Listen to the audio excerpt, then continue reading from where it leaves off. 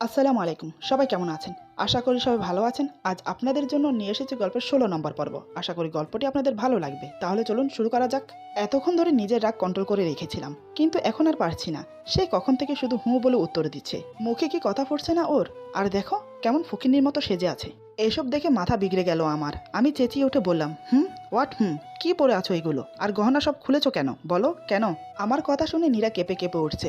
আমি নীরাকে টেনে ড্রেসিং টেবিলের সামনে বসিয়ে দেই। আমি বললাম, গহনাগুলো কই? নীরা বলে, ডয়ারে। আমি গিয়ে একটা শাড়ি বের করে এনে নীরার হাতে দিই। আমি বললাম, যাও চেঞ্জ করে এসো। নীরা চুপ করে আছে। আমি বললাম, কথা কানে যাচ্ছে না? ঠাস করে একটা কান নিচে বসালেই সব কথা কানে যাবে। আমার কথা শুনে নীরা ভুরু কুচকে আমার দিকে তাকায়। তারপরে হেঁচকা টানে শাড়িটা নিয়ে ওয়াশরুমের দিকে যেতে গেল। আমি বললাম, কোথায় যাচ্ছ? নীরা বলে, ওয়াশরুমে। আমি বললাম, ওয়াশরুমে যেতে হবে না। নীরা বলে, তো চেঞ্জ কোথায় করব? আমি বললাম, এখানে। নীরা বলে, পাগল নাকি আপনি? আমি বললাম, চুপ, একটা কথাও না, চুপচাপ এখানে দাঁড়িয়ে চেঞ্জ করে নাও। নীরা বলে, পারবো না আমি। আমি বললাম, আমার যদি কিছু করতে হয় তো মনে রেখো, আজ কিন্তু তোমাকে ছেড়ে দেব না। নীরা বলে, মানে? আমি বললাম, দেখো নীরপাখি, নিজেকে অনেক কন্ট্রোল করার চেষ্টা করছি, আমার রাগ বাড়িও না। চুপচাপ আমার সামনে দাঁড়িয়ে শাড়িটা পাল্টে নাও। নীরা আর কিছু না বলে আমার সামনেই শাড়ি পাল্টাতে শুরু করে। নীরা বিড়বিড় করে বলে, খাচ্চর, বদমাস, বনমানুষ, জলহস্তি, হনুমান, রাক্ষস কোথাকার, সবসময় আমাকে বকার উপর রাখে। কে রে তুই? তোর কথা আমাকে শুনতে হবে? চলে গেলে ঠিক বুঝতি। এতই যখন আমাকে নিয়ে অসুবিধা তো আমাকে আটকালি কেন শুনি, মহিষ কোথাকার? এদিকে আমি সব শুনতে পাচ্ছি। আমি বললাম, হয়েছে নাকি আরো কিছু বলার বাকি আছে? নীরা চুপ করে আছে। আমি নীরাকে টেনে বিছানায় বসিয়ে দেই। নীরাকে স্বর্ণের কানের দুল, হাতের চুড়ি, গলার মালা পরিয়ে দেই। তারপর পায়ের নুপুর পরিয়ে দিয়ে নীরার পায়ে আলতো করে একটা চুমু এঁকে দিই। আমি বললাম, তুমি আমার রাজ্যের রানী, আমার কাছে সবসময় রানীর মতো থাকবে, কখনো নিজেকে অমন ভেসে রাখবে না। কি বুঝতে পেরেছ? নীরা বলে, আমার জন্য আজ ফুফির সাথে আপনার এত বড় ঝামেলা হলো। আমি বললাম, এটা কোনো সামান্য ভুল নয়। উনি তোমাকে আমার জীবন থেকে সরানোর চেষ্টা করেছে। এর মানে বোঝো তুমি? নীরকে আমার কাছ থেকে সরানোর চেষ্টা করেছে। আমি ওনাকে কি করে ক্ষমা করি বলো? নীরা বলে, আমি চাই না আমার জন্য ওনার আর আপনার মধ্যে কোনো বিবাদ হোক। উনি তো আপনাকে অনেক ভালোবাসে, আপনার ক্ষতি তো কোনোদিনও করবে না। আমার যা হয় হবে। আমি বললাম, ঠাস করে একটা লাগিয়ে দেব। কি কথা এগুলো? তোমার যা হয় হবে মানে কি? ভালোবাসি আমি তোমাকে, আমার জীবনের চাইতেও বেশি। আমি বেঁচে থাকতে তোমার গায়ে কোনো কাটার আঁচড়ও লাগতে দেব না। আর ফুপি যা করেছে খুব বড় ভুল করেছে। আমার কারো ভালোবাসা চাই না, যে ভালোবাসে আমার নীরকে আমার থেকে দূরে সরিয়ে দেবে। আমি কোনোদিনও ফুপিকে ক্ষমা করব না, কোনোদিনও না। নীরা বলে, এই কাজ তো মামুনির সাথেও ঘটেছে, তখন আপনি কিছু বলেননি কেন? এই কাজগুলো আপনার আরো আগে করা উচিত ছিল না বলেন? আমি বললাম, নিজের ভুলগুলো শুধরিয়ে নিতে চাই আমি। তুমি আমার পাশে থেকে আমার ভুলগুলো ধরিয়ে দিও, তাহলেই হবে। নীরা চুপ করে আছে। আমি নীরার হাত ধরে বিছানার সামনে হাঁটু গেড়ে বসে পড়ি। আমি বললাম, সত্যি কি তুমি আমাকে কোনোদিনও ভালোবাসতে পারবে না? নীরা এখনো চুপ। আমি বললাম, আমাকে কি সত্যিই ভালোবাসা যায় না, নাকি আমি তোমার ভালোবাসা পাওয়ার যোগ্য না? এমন কি নেই আমার মাঝে? একবার বলো, নিজেকে সংশোধন করে নেব। আমি প্রমিস করছি, শুধু একবার ভালোবেসে কাছে টেনে নাও, পৃথিবীর সব সুখ তোমার পায়ের নিচে এনে দেব। নীরা চুপ করে আমার কথা শুনে যাচ্ছে। আমি বললাম, ঠিক আছে, ভালোবাসতে হবে না তোমাকে, এভাবে সারা জীবন আমার পাশে থেকো, কিন্তু ভুলেও আমাকে ছেড়ে যাবার কথা মুখে এনো না, ভুলেও না। আজকে মাফ করলাম, কিন্তু দ্বিতীয়বার করব না, মনে রেখো। নীরা অনেক কিছু বলতে চায় আমাকে, কিন্তু কিছুতেই বলতে পারছে না। কেউ যেন নীরার গলা চেপে ধরে আছে। নীরা সত্যিই আমাকে ভালোবাসে, আমাকে ছাড়া নীরা নিজেও বাঁচবে না, কিন্তু সত্যিটা স্বীকার করতে নীরা কিছুতেই পারছে না। আমি বললাম, নীরপাখি। নীরা ভাবনায় ব্যস্ত। আমি আবার বললাম, নীরপাখি। নীরা তখনও চুপ। আমি হঠাৎ নীরাকে বিছানায় ফেলে দিয়ে ওর ঠোঁটে নিজের ঠোঁট ডুবিয়ে দেই। নীরা বলে, কি হচ্ছেটা কি? যখন তখন কি অভ্যাস এটা? আমি বললাম, ও মা, আমি কি করলাম? তুমি তো আমাকে বললে চুমু খেতে। নীরা অবাক হয়ে বলে, কি সব আবল তাবল কথা বলেন? মেয়েদের সাথে কিভাবে কথা বলতে হয় সেটা জানেন না? আর আমি কখন বললাম? আমি বললাম, নীরপাখি, আমি তোমাকে আগেও বলেছি, আমি আমার বইয়ের সাথে যা ইচ্ছে করতে পারি, যা ইচ্ছে বলতে পারি। তুমি বলার কে? নীরা বলে, মানেটা কি? আমি বলার কে মানে? আমি বললাম, একটা সত্যি কথা বলো তো নীরপাখি। নীরা বলে, কি? আমি বললাম, তখন আমাকে আর মনিরাকে দেখে ওভাবে কাঁদলে কেন? নীরা বলে, কই? আমি বললাম, কই না কই? আবার মিথ্যা কথা বলছো? নীরা বলে, না মানে। আমি বললাম, হ্যাঁ মানেটা কি? নীরা বলে, আসলে। আমি বললাম, ভালোবাসো আমাকে তাই না? নীরা আবারও চুপ হয়ে যায়। আমি বললাম, বুঝি তো আমি, ছোট বাচ্চা না তো আমি। নীরা বলে, কি বোঝেন? আমি বললাম, সেটা আমি বলবো না, যেদিন বুঝবে সেদিন তুমি আমাকে বলো। নীরা বলে, হুম। আমি বললাম, একটা কথা বলি জান পাখি। নীরা বলে, কি? আমি বললাম, তোমার পেটটা না খুব সুন্দর, আমাকে বারবার তোমার কাছে টানে। নীরা বলে, কি? এই বলে নীরা তাকিয়ে দেখে শাড়ি সরে গিয়ে পেট দেখা যাচ্ছে। তাড়াতাড়ি আঁচল টেনে পেট ঢেকে নেয়। নীরা বলে, অসভ্য লোক। আমি বললাম, ইটস নট ফেয়ার নীর, এই কাজটা তুমি করতে পারো না, আঁচলটা সরাও। নীরা বলে, চুপ, সবসময় এত রোমাঞ্চ কোত্থেকে আসে? হ্যাঁ, বাইরে এত বড় কাণ্ড করে এসে আমাকে নিয়ে পড়েছেন। আমি বললাম, আমাকে ধমকাচ্ছ তুমি? নীরা বলে, সরি। আমি বললাম, এভাবে সরি বললে আমি কি করে তোমার উপর রাগ করে থাকতে পারি বলো? আর আমার উপর অধিকার তো শুধু তোমারই। যা ইচ্ছে করতে পারো তুমি আমার সাথে, কি করবে নাকি যা ইচ্ছে? আমার কথা শুনে নীরা চলে যাচ্ছে। আমি বললাম, আরে আরে কই যাও? নীরা বলে, ফ্রেশ হয়ে নিন, আমি মামনির কাছ থেকে ঘুরে আসি। আমি বললাম, নীরপাখি? নীরা বলে, ভয় নেই, পালাবো না। এই বলে নীরা রুম থেকে বেরিয়ে ফুপির রুমে যায়। মনিরা বলে, সাহস কি করে হয় তোর এখানে আসার? নীরা ডেবিল হাসি দিয়ে বলে, আরে ওয়েট ওয়েট মনিরা ওয়েট, এই বাড়িটা আমার, তাই আমি যখন তখন যে কোনো জায়গায় যেতে পারি। আমি কখন কোথায় যাব সেটা সম্পূর্ণ আমার ব্যাপার। মনিরা বলে, তোকে আমি মেরে ফেলবো। নীরা বলে, ওই শাকচুনি, তোর এত বড় সাহস আমাকে মারবি? আমার বরকে চিনিস তো? তোকে ঝিঙা গাছের ডাল দিয়ে পিটিয়ে আমলা গাছের মগডালে বেঁধে রাখবে। ডাইনি, আমাকে একবার ছুঁয়ে দেখ। ফুপ্পি বলে, খুব বার বেড়েছ দেখছি, ভুলে যেও না মিরাজ আমার কথায় উঠে আর বসে। ওকে আমার দিকে ঘোরাতে বেশি টাইম লাগবে না। নীরা বলে, তাই চেষ্টা করে দেখেন না কি করতে পারেন। আজ এত সুন্দর ড্রামা করে মিরাজের সামনে আপনার রূপটা তুলে ধরলাম, তা কি এমনি এমনি? আপনি কি ভেবেছেন আপনার ওসব থার্ড ক্লাস কথা আমি বিশ্বাস করেছি? নীরা হো হো করে হেসে আবার বলে, এক ঘরে থাকি 2 মাস হলো, খুব কাছ থেকে দেখেছি ওকে। ও কি করতে পারে আর না পারে সেটা খুব ভালো করেই জানি আমি। আমার এত অবহেলার পরেও ও আমাকে ছাড়েনি, আর আপনার সব উল্টাপাল্টা কথা বিশ্বাস করে আমি ওকে ছেড়ে চলে যাব ভাবলেন কি করে? এই বলে নীরা আবার ডেবিল মার্কা হাসি দেয়। ফুপি বলে, তুমি? নীরা বলে, হ্যাঁ আমি। বনো ওলের সাথে লড়াই করতে হলে তো বাঘা তেঁতুল হতেই হবে। দেখলেন কত সহজে মিরাজকে আপনার কাছ থেকে দূরে সরিয়ে দিলাম, যেভাবে মামুনির কাছ থেকে ওকে আপনি সরিয়ে দিয়েছিলেন। এই বলে নিজেকে বাহবা দিয়ে বলে, how proud of you Nira. Pupi বলে, দেখে নেব তোমাকে আমি। নীরা আবার একগাল হেসে বলে, দেখেন, ভালো করে দেখেন, সামনেই তো আছি। একটা কথা ভালো করে জেনে রাখুন, মিরাজের কাছ থেকে দূরে থাকেন। ওর সামনে আমি আছি ঢাল হয়ে, সামনে যে আসবে মেরে ফেলবো একদম। এই বলে নীরা রুম থেকে বেরিয়ে আসে। মা বলে, তুই ওইখানে একা কি করতে গিয়েছিলি? নীরা বলে, ওই একটু দেখা করতে গিয়েছিলাম। মা বলে, কিসের দেখা এত তোর? হ্যাঁ, খবরদার একা যদি আবার ওই ঘরে যাস। নীরা বলে, কেন, কি হবে? মেরে ফেলবে আমাকে? মা বলে, পাগল তুই, একটা থাপ্পড় মারবো আবার এরকম কথা বললে। নীরা বলে, এটা কিন্তু একদমই ঠিক না। তোমরা যখন তখন আমাকে মারতে চাও, যখন থাকবো না তখন বুঝবে। এদিকে নীরা আসতে দেরি হওয়াতে আমি নীরাকে খুঁজতে এসে মামনির সাথে কথা বলতে দেখে আড়ালে দাঁড়িয়ে ওদের কথা শুনতে থাকি। মা বলে, মিরাজ মারে, ঠিক করে, এত পাকা পাকা কথা কিসের? হ্যাঁ, কোথায় যাবি আমাদের ছেড়ে? কে যেতে দেবে তোকে? নীরা বলে, বারে, তোমরা সবসময় আমাকে নিয়ে এত টেনশন করো, যদি সত্যি সত্যি মরে যাই তখন? নীরার কথা শুনে মা রেগে নীরার দিকে তাকায়। নীরা বলে, মামনি এভাবে তাকিও না, ভয় লাগে। আর আমি না থাকলেও বা কি হবে বলো? আমার যদি কিছু হয় তাহলে মনিরাকে তোমার ছেলের সাথে বিয়ে দিয়ে দিও। ও তোমার ছেলেকে খুব ভালোবাসে আর তোমাদেরকেও খুব ভালো রাখবে। আমি তো আর কিছু করতে পারি না বলো তো, ভালো রান্না করতে পারি না, কোনো কাজকর্ম করতে পারি না, আবার দেখতেও ভালো না। আমি তো মাঝে মাঝে ভাবি তোমার ছেলে আমাকে কেন বিয়ে করলো। তোমার ছেলে তো মনিরের মতো মেয়েকে ডিজার্ভ করে, তোমার আফসোস হয় না মামনি? তিশা বলে, ভাবি। নীরা বলে, তুমি চুপ করো তো, আমাকে বলতে দাও। বলো তো মামনি, আমি কি মিথ্যে বলছি? তিশা বলে, ভাবি চুপ করো রে। নীরা বলে, আরে তিশা তুমি এমন করছো কেন? হ্যাঁ বলো তো। মামনি তুমি বলো, আমি যদি আজ বাসা ছেড়ে চলে যেতাম তাহলে কি হতো? তোমার ছেলে একটু আপসেট করতো, তারপর দিন দিন এমনিতেই ঠিক হয়ে যেত। এরপর মনিরাকে না হলে ঠিক একটা সুন্দর মেয়ে দেখে বিয়ে করে নিয়ে আসতো, তাই না বলো?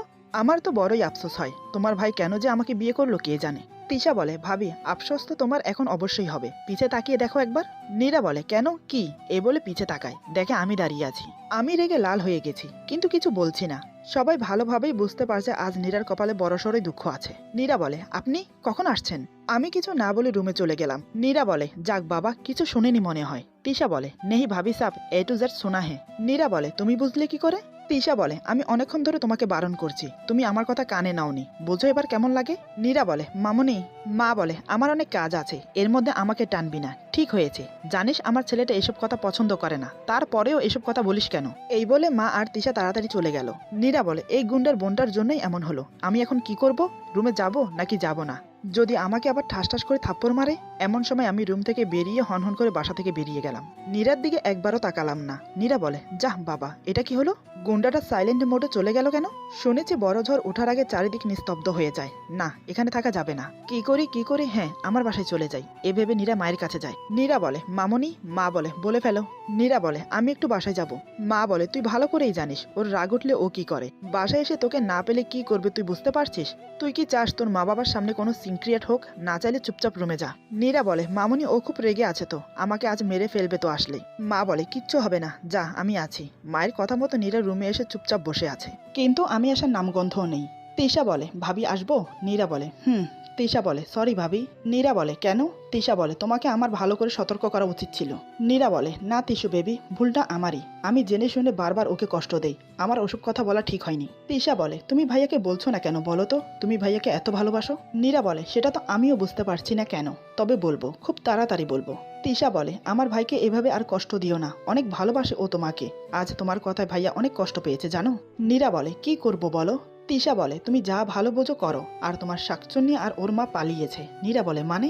তিশা বলে দুজনকে দেখলাম বাসা থেকে বেরিয়ে গেল। নীরা বলে এত সহজে চলে গেল কিছু না করে? ব্যাপারটা হজম হলো না। তিশা বলে আরে বাদ দাও তো, আপদ বিদায় হয়েছে, তুমি ভাইয়াকে নিয়ে ভাবো।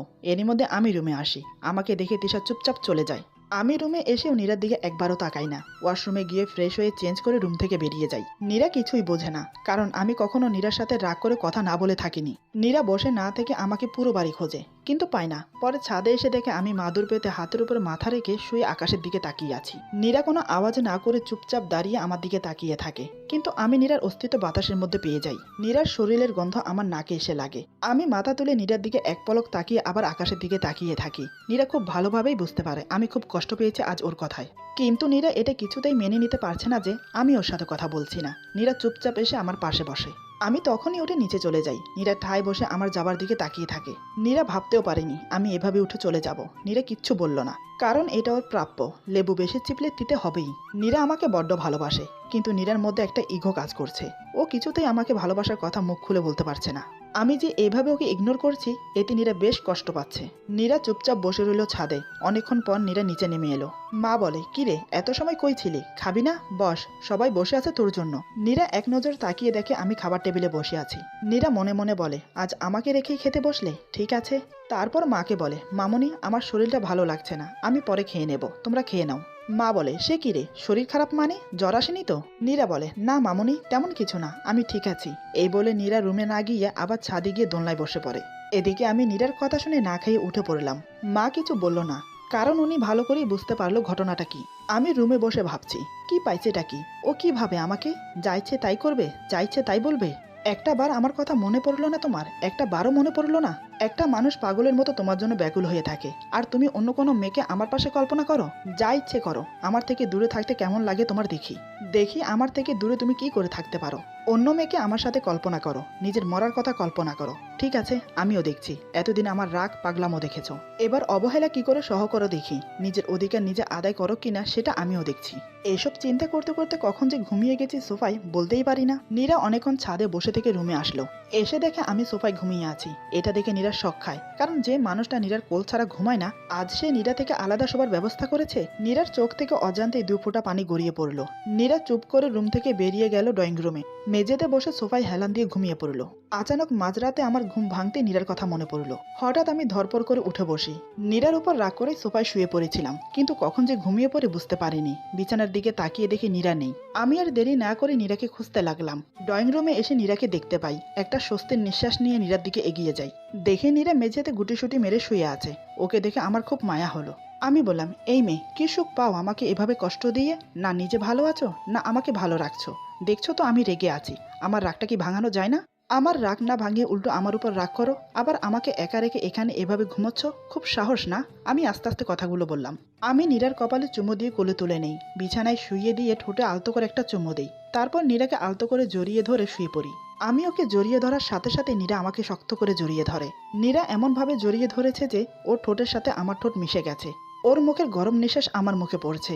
আমি বেশ বুঝতে পারছি ও আমাকে ঘুমের মাঝেই জড়িয়ে ধরেছে। আমি আর নিজেকে ধরে রাখতে পারলাম না। আমি ওকে শক্ত করে জড়িয়ে ধরে ওর ঠোঁটে ঠোঁট ডুবিয়ে দিলাম। নীরার চুলের মুঠি শক্ত করে চেপে ধরলাম। আমার হাত নীরার সর্বাঙ্গে বিচরণ করছে। ধীরে ধীরে মুখ ডুবিয়ে দিলাম ওর বুকে। সেখানে পাগলের মতো কিস করতে থাকি। মাঝে মাঝে হালকা হালকা কামড় দিচ্ছি। ওর গলায় ছোট ছোট কিস করছি। ক্রমশ আমার নেশা বাড়ছে ওকে কাছে পাওয়ার জন্য, কিন্তু আমার রাগটাও যে কমেনি, তাই এক ঝটকায় ওকে ছেড়ে দিলাম। তারপর ঘুমিয়ে পড়লাম। নীরা এর কিছুই টের পায়নি। সকালে ঘুম থেকে উঠে দেখে সে বিছানায়। এটা দেখে নীরা খুব খুশি হয়ে যায়, কারণ আমি ওকে এখানে নিয়ে এসেছি, কিন্তু আমাকে কোথাও পেল না।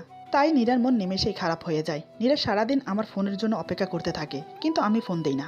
এদিকে আমি ভাবি নীরা যেন আমাকে ফোন দেয়, কিন্তু নীরা আমাকে ফোন দেয় না। এরই মধ্যে তিশা এসে বলে ভাবি। নীরা বলে হ্যাঁ বলো। তিশা বলে ভাইয়া আমাকে ফোন দিয়েছিল, বললো আসতে রাত হবে। নীরা বলে তিশা বলে ভাবি। নীরা বলে আমি একটু একা থাকতে চাই। তিশা আর কিছু বলল না, চলে গেল। নীরা কিছু একটা ভেবে বাসা থেকে বেরিয়ে গেল। এদিকে আমি রাতে বাসায় এসে নীরাকে দেখতে না পেয়ে ড্রয়িং রুমে খুঁজতে আসি। মা আমাকে দেখে বলে নীরা বাবার বাসায় গেছে, কিছুদিন থাকবে ওখানে। আমি বললাম বলে গেছে বাসা থেকে? মা বলে না, কখন যে গেছে জানি না, ফোন দিয়ে বলল ও নাকি সেখানে। মায়ের কথা শুনে আমার রাগ উঠে যায়। আমি আর দেরি না করে গাড়ি নিয়ে বেরিয়ে পড়ি। নীরার বাসার সামনে এসে গাড়ি দাঁড় করাই। তারপর নীরার ফোনে একটা SMS করি। এদিকে নীরা ওর বাসায় এসে কাউকে কিছু বুঝতে দেয় না, সবার সাথে হাসি মুখে কথা বলে। নিজের রুমে এসে ফোনটা হাতে নিয়ে শুয়ে থাকে। ফোনটা নিয়ে আমার কলের অপেক্ষা করতে থাকে যদি আমি কল করি, কিন্তু না, আমি ফোন করিনি। নীরা কান্না করতে থাকে। এরই মধ্যে নীরার ফোনে মেসেজ টোন বেজে ওঠে। মেসেজ ওপেন করে দেখে আমার মেসেজ। আমি গাড়ি নিয়ে বাহিরে আছি। 2 মিনিটের মধ্যে যদি এসে গাড়িতে বসা না হয় তো আজ আমি কি যে করব আমি নিজেও জানি না। নীরা মেসেজটা পরেই দেয় দৌড়। নীরাকে দৌড়াতে দেখে নীরার মা বলে কিরে কই যাস? নীরা বলে বাসায়। নীরার মা বলে বাসায় মানে? তুই না বললি কটা দিন থাকবি? নীরা বলে কথা বলার টাইম নেই, ফোন করছি একটু পরে রিসিভ করো। নীরার মা বলে মানেটা কি? এই মেয়ে নীরা, এই নীরা। কার কথা কে শোনে? নীরা তো সেই দৌড়। নীরা এক দৌড়ে আমার গাড়ির সামনে এসে দাঁড়ায়। নীরাকে আসতে দেখে আমি গাড়ির দরজা খুলে দিই। সে চুপ করে গাড়িতে উঠে বসে। আমি একটা আওয়াজও করি না। আমি কথা বলছি না দেখে নীরা মনে মনে বলে কথাই যখন বলবে না তখন আসছো কেন আমাকে নিতে? না ছেড়ে দিচ্ছ না আপন করে নিচ্ছ। তুমি বুঝতে পারছো না আমি তোমাকে এভাবে দেখতে পারছি না? আমি তোমার ভালোবাসায় অভ্যস্ত, অবহেলায় নয়। কি করে বোঝাবো তোমাকে? আমি ভালোবাসি তোমাকে। মুখে না বললে কি তুমি বোঝো না আমি তোমার, শুধুই তোমার। এদিকে আমি মনে মনে বলি কিচ্ছু বলবো না, সময় মতো সব সুদে আসলে তুলে নেব। অবহেলা কি? অবহেলা কি জিনিস একটু বোঝো। কিন্তু তাই বলে আমার কাছ থেকে দূরে থাকার চেষ্টা করো কোন সাহসে? খুব সাহস বেড়ে গেছে তাই না? পা ভেঙে দেব আবার এরকম কাজ করলে। যখন ধরবো না বালি দিয়ে ধরবো। এত সাহস কোত্থেকে আসে তাই দেখবো আমি। এইসব ভাবতে ভাবতে বাসায় চলে আসি। গাড়ি থেকে নেমে নীরা আগে চলে যায়, তারপর আমি যাই। মা বলে তুইও খাবি না? ও খাবে না বলে তো চলে গেল। আমি বললাম খাবার রুমে পাঠিয়ে দাও। আমি রুমে গিয়ে দেখি নীরা বেলকনিতে দাঁড়িয়ে আছে। আমি শার্টটা খুলে বিছানায় ছুঁড়ে ফেলে ওয়াশরুমে চলে যাই। বের হয়ে দেখি টি টেবিলে খাবার সাজানো, কিন্তু নীরা রুমে নেই। এতে করে আমার রাগটা দ্বিগুণ বেড়ে যায়। বাহিরে গিয়ে দেখি নীরা ড্রয়িং রুমে বসে টিভি দেখছে। আমি গিয়ে টিভি অফ করে দেই। নীরা আমার দিকে তাকিয়ে ভয় পেয়ে যায়, কারণ আমার চোখ লাল হয়ে গেছে রাগে। নীরা চুপ করে উঠে রুমে চলে গেল। আমি 2 প্লেট খাবার বাড়ি, কিন্তু নীরার সাথে এখনো কথা বলছি না। নীরা চুপচাপ দাঁড়িয়ে আমার দিকে তাকিয়ে আছে। আমি উঠে গিয়ে নীরার হাত টেনে খাবারের সামনে বসিয়ে দেই। নীরা জানে ও না খেলে আমি খাবো না। নীরা প্লেট থেকে 1 লোকমা ভাত তুলে মুখে পুরে নিল। তখন আমি খাওয়া শুরু করলাম। এটা দেখে নীরা চট করে উঠে পড়লো। আমি খাওয়া ছেড়ে নীরার দিকে তাকিয়ে আছি। আমার তাকিয়ে থাকা দেখে নীরা চুপচাপ আবার খেতে বসে। খাওয়া শেষ হয়ে গেলে নীরা সব পরিষ্কার করে ওয়াশরুমে যায় চেঞ্জ করতে। নীরা বের হয়ে দেখে কালকের মতো আজও আমি সোফায় শুয়ে আছি। নীরা কিছু না বলে রুম থেকে বের হতে যাবে, ঠিক তখনই আমি উঠে দরজা লক করে চাবি নিয়ে আবার সোফায় শুয়ে পড়ি। নীরা ঠায় দাঁড়িয়ে নীরবে কাঁদতে থাকে। আমি আর চোখে নীরাকে দেখছি। নীরা গিয়ে বেলকনির মেঝেতে বসে পড়লো। এরই মধ্যে আমার এক বান্ধবীর কল আসে। আমি নীরাকে শুনিয়ে জোরে জোরে কথা বলতে শুরু করি। আমি বললাম আরে জানো কি বলিস, তোকে কি ভোলা যায়? আমি বললাম আরে কি বলিস, বিয়ে করেছি এর জন্য কি বড় হয়ে গেছি নাকি? আমি আবার বললাম সত্যি আমাকে তুই এত মিস করিস? জানতাম না তো। আগে বললেও কিছু একটা করতে পারতাম, এখন আর কি করতে পারি বল? নীরা আমার কথা শুনে মনে মনে বলে ন্যাকামো হচ্ছে আমার সামনে। মুখে তালা মেরে বসে আছে, আমার সাথে কথা বলছে না। আর এখন দেখো ফোনে কোন ডাইনির সাথে এত হেসে হেসে কথা বলছে। কেন? আমাকে আর ভালো লাগে না বুঝি? লুচু ছেলে, দাঁড়া কথা বলাচ্ছি। এই ভেবে নীরা উঠে এসে সোজা আমার সামনে দাঁড়ায়। তারপর আমার হাত থেকে ফোনটা নিয়ে জোরে আছাড় মারে। সাথে সাথে ফোনটা ভেঙে 2 টুকরো হয়ে যায়। এটা দেখে আমি বড় সড়ো শক খাই নীরার আচমকা এই হামলায়। আমি হাঁ করে নীরার দিকে তাকিয়ে আছি। নীরা গিয়ে ধপ করে বিছানায় উঠে কম্বল মুড়ি দিয়ে শুয়ে পড়ে। আমি মুখ টিপে হাসছি আর ভাবছি নীর পাখি দেখি কোন দিকে পালাও তুমি। কিন্তু এত গরমে কম্বল মুড়ি দিয়েছো কেন গো? গরম লেগে যাবে তো। এই ভেবে আমি উঠে নীরার গায়ের কম্বলটা এনে মেঝেতে ছুঁড়ে ফেলে দেই। নীরা উঠে ভুরু কুচকে আমার দিকে তাকিয়ে থাকে। আমি কিছু না বলে চুপচাপ গিয়ে সোফায় শুয়ে পড়ি। এটা দেখে নীরা আরো রেগে যায়। নীরা উঠে আমার কাছে এসে দাঁড়ায়। আমি এক নজর দেখে আবার চোখ বন্ধ করে নেই। জানি না নীরার কি হলো, হঠাৎ এমন এক কাণ্ড করে বসে যা দেখে আমি পুরোই বেহুশ। আমি ভাবতে পারিনি ও এমন করবে। এটা আমার জন্য কল্পনার বাইরের ভাবনা ছিল। এরপর যা হলো। আজকের গল্প এখানে সমাপ্ত। গল্পের বাকি অংশ পেয়ে যাবেন আগামী পর্বে। আশা করি গল্পটি আপনাদের ভালো লাগবে। যদি ভালো লাগে তাহলে লাইক, কমেন্ট এবং সাবস্ক্রাইব করে আমাদের পাশে থাকুন। বেল আইকন প্রেস করে দিবেন, তাহলে আমাদের নিত্য নতুন ভিডিও আপনাদের কাছে পৌঁছে যাবে। সবাই ভালো থাকবেন, সুস্থ থাকবেন। আল্লাহ হাফেজ।